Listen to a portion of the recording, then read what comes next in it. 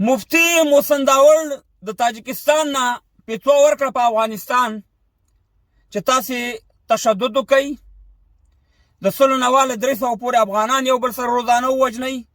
جهاد وکئ، ځکه چې د طالبانو دا موجوده نظام چې دی دا د ټوپک د لارې راغلی، د ټوپک د لارې یې خوا کوي. محسن داوړه ولاکې ستا د قاضي حسین احمد د جماعت اسلامي چې مخکنی مشر و، د فضل الرحمن، د سمیع الحق او د پاکستان داسې نور مولیان چې په افغانستان د جهاد پیسو ورکوي او وایي چې لاړ شي د مسلح د لارې خپل مسایل حل کوي، ولاکې ستا د هغې د اختوم رپر کړي چې ځان ته د کفر قانون خوښوئ، په هغې سملۍ کې ناست هستئ. موږ افغانستان کې ورور د جنګ خبرې کوئ او بیا ته محسن داوړه ته ناست په تاجکستان هغه ځای کې چې دا خپله یو غلام هېواد دی، د وروس مستعمره ده او د هغې ځای نه د افغانستان په خلاف باندې تاسې د جهاد فتواګانې ورکوئ. بس د خدای په لحاظ باندې د افغانستان نور پرېږدی په قلا روانې. محسن داوړه تا پی ټي ایم هم دوه تقسیمه کړو، پارټي دې پکې جوړه کړه، لاړ ورور پی ټي ایم کې دې درد واچو، نور د دې افغانستان نه په قلار شئ. که تاسې کې چېرته افغانیت وی، تاسې کې چېرته پښتو وی، تاسې کې چېرته مسلماني وی، خو دغه افغانانو سره چې اوس کم ظلم روان دی په پاکستان کې او زموږ خویندې میندې بې عزته کېږي، خو راوتې وایي ټول سړکونو ته د خپلې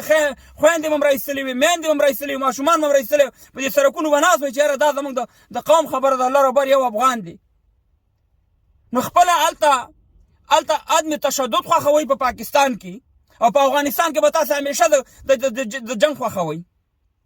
چې ته وایې چې طالب د ټوپک په زور راغلی دی، ټوپک په زور اخوا دا د پاکستان حکومت د څه شي په زور دی؟ دا د ټوپک په زور نه دی ناست، دا پوجیان د څه شي په زور ناست دي؟ د وزیرستان کې څه وکړه، د ملکن کې څه وکړه، د باجوړ کې څه وکړه؟ بس یې د خدای په لحاظ نور د افغانستان نه د خولې واړوئ، خپل کار کوئ، خپل کار سره کار ساتئ. بس چېرته د جنګ پیتوه وي، چېرته د تشدد لارې بیا موږ افغانانو ته غواړي خپله د پاکستان په قانون لاندې ژوند کوئ، د کفر د قانون لاندې. بیا ستا د سمیع الحق او د فضل الرحمن او د قاضي حسین احمد څه فرق دی چې ځان ته جمهوریت غواړي، موږ ته امارت غواړي؟